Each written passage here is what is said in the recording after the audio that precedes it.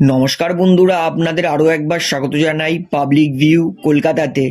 বন্ধুরা, আজকের এই ভিডিওতে আইএসএল ইন্ডিয়ান ফুটবল নিয়ে কিছু গুরুত্বপূর্ণ আপডেট দেবো। যেমন জনি কাউকোকে নিয়ে কিছু গুরুত্বপূর্ণ আপডেট দেওয়ার আছে। চিংলিং সানা সিংকে কেন নিচ্ছে না অ্যান্টোনি লোপেজ হাভাস, তার পরিবর্তে কোন ভারতীয় প্লেয়ারকে মোহনবাগান সই করবে সেটা আপনাদেরকে জানাবো। নতুন বিদেশিকে কেন ওয়েটিংয়ে রাখছে এমবিএসজি দল সেটা জানাবো। এবং কালিঙ্গা সুপার কাপ 2024-এর ফাইনাল নিয়ে কিছু আপডেট দেওয়ার আছে। তাই অনুরোধ করে রাখবো ভিডিওটা অবশ্যই শেষ পর্যন্ত দেখবেন। এবং ভিডিওটি শুরু করার আগে একটা ছোট্ট অনুরোধ করে রাখবো, যেহেতু এইখানে আপনারা খেলার সমস্ত রকম আপডেটস পেয়ে যাবেন, তাই অবশ্যই পাবলিক ভিউ কলকাতা চ্যানেলটিকে সাবস্ক্রাইব করে বেল আইকন প্রেস করে অল করে রাখবেন। তাহলে বন্ধুরা, মোহনবাগান দলের দায়িত্ব নেওয়ার পরেই কিন্তু কিছু সাহসীকর সিদ্ধান্ত নিয়েছে অ্যান্টোনি লোপেজ হাভাস। যেমন অনেক দিন ধরেই মোহনবাগান দলে একটা নাম শোনা যাচ্ছিল, সেটা হচ্ছে চিংলিং সানা সিং। বর্তমানে আমরা সবাই জানি চিংলিং সানা সিংকে কিন্তু নেওয়ার রেসে ইস্টবেঙ্গল, মোহনবাগান এবং বেঙ্গালুরু এফসি তিনটে দল ঝাঁপিয়েছে। তবে প্রথমে মোহনবাগান দল চিংলিং সানা সিংকে নেওয়ার জন্য যত টাকা অফার করেছিল, এই মুহূর্তে বেঙ্গালুরু এফসি তার থেকে অনেক বেশি টাকা অফার করেছে। এবং আমরা সবাই জানি এই সিজনে সব থেকে বেশি প্রায় 70 কোটির কাছাকাছি টাকা খরচ করে দল বানিয়েছে মোহনবাগান দল। তাই এই মুহূর্তে মোহনবাগান দল কিন্তু বাড়তি খরচা করতে চাইছে না।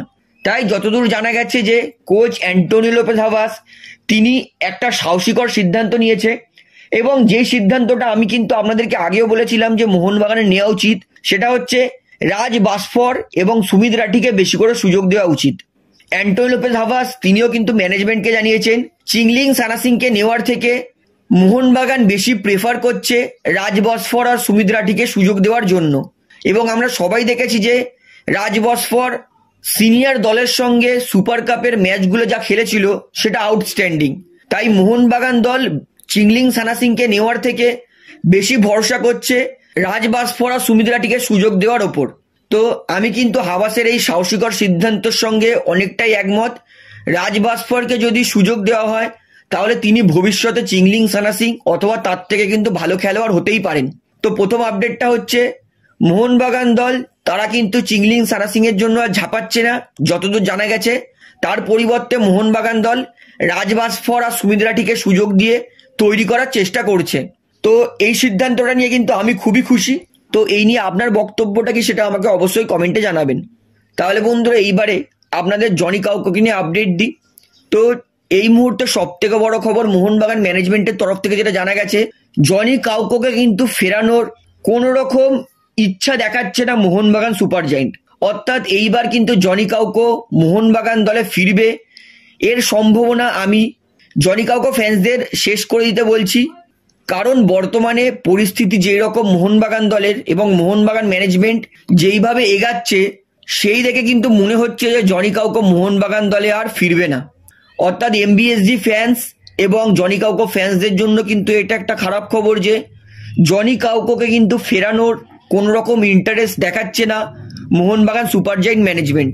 অর্থাৎ 2 মাস আগে যে জনি কাউকো ফিরবে এরকম আপডেট বেরিয়েছিল মোহনবাগান ম্যানেজমেন্টের তরফ থেকে, কিন্তু বর্তমান পরিস্থিতিতে দাঁড়িয়ে কিন্তু মোহনবাগান দল জনি কাউকোকে ফেরানোর দিক থেকে কোনো রকম ইন্টারেস্ট দেখায়নি। অর্থাৎ জনি কাউকোর কিন্তু ফেরার সম্ভাবনা মোহনবাগান দলে নেই বললেই চলে।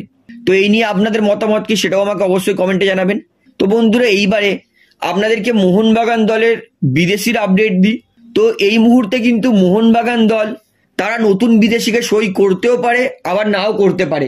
কারণ এই মুহূর্তে কোচ অ্যান্টোনি লোপেজ হাভাস যখন মোহনবাগান দলকে নিয়ে ট্রেনিং করাচ্ছে, অ্যান্টোনি লোপেজ হাভাস তিনি কিন্তু মোহনবাগান ম্যানেজমেন্টদেরকে কিছুদিন ওয়েট করতে বলেছে। অর্থাৎ আইএসএল এর 2-3টে ম্যাচ দেখার পরেই অ্যান্টোনি লোপেজ হাভাস তিনি সিদ্ধান্ত নেবে যে বিদেশি প্লেয়ারের পরিবর্তন করা হবে কি হবে না।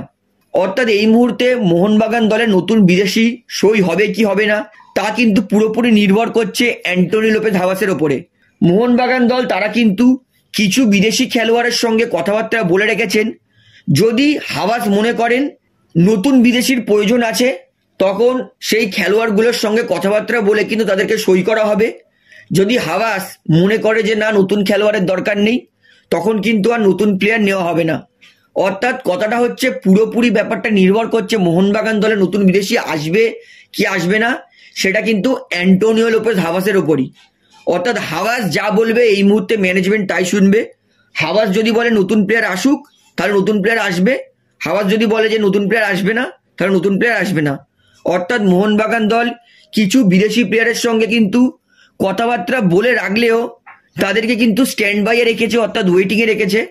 তো হাভাস গ্রিন সিগন্যাল দিলেই কিন্তু তারা মোহনবাগান দলে চলে আসবে। তো মোহনবাগান যদি নতুন প্লেয়ারকে সই করে সেটাও আমি আপনাদেরকে জানাবো, যদি সই না করে মোহনবাগান দল যদি একই বিদেশি ধরে রাখে সেটাও কিন্তু আমি আপনাদেরকে জানিয়ে দেবো। তো আমি আপনাদের কাছে কিছু সময় চেয়ে নিচ্ছি যে আমাকে সময় দিন, কারণ হাভাস তার মাইন্ড কখন পরিবর্তন হবে তার উপরই কিন্তু সমস্তটা নির্ভর করছে। তাই সময় দিন, সঠিক আপডেট পেলে কিন্তু আমি আপনাদেরকে অবশ্যই জানাবো। তো বন্ধুরা, এইবারে কালিঙ্গা সুপার কাপ 2024-এর ফাইনাল নিয়ে আপডেট দিই। কালিঙ্গা সুপার কাপ 2024-এর কিন্তু আমরা দুটো ফাইনালিস্ট পেয়ে গেছি। প্রথম ফাইনালিস্ট হচ্ছে জামশেদপুরকে 2-0 গোলে হারিয়ে প্রবেশ করা ইস্টবেঙ্গল দল, এবং দ্বিতীয় ফাইনালিস্ট হচ্ছে মুম্বাই সিটি এফসিকে 1-0 হারিয়ে ফাইনালে প্রবেশ করা দল উড়িষ্যা এফসি। অর্থাৎ কালিঙ্গা সুপার কাপ 2024-এর ফাইনাল হবে ইস্টবেঙ্গল ভার্সেস উড়িষ্যা এফসির মধ্যে, এবং যেই দল কালিঙ্গা সুপার কাপ জিতবে সেই দল কিন্তু পৌঁছে যাবে এএফসি কাপ প্রিলিমিনারি রাউন্ডের জন্য, অর্থাৎ কোয়ালিফিকেশন রাউন্ডের জন্য এএফসি কাপের গ্রুপ স্টেজের।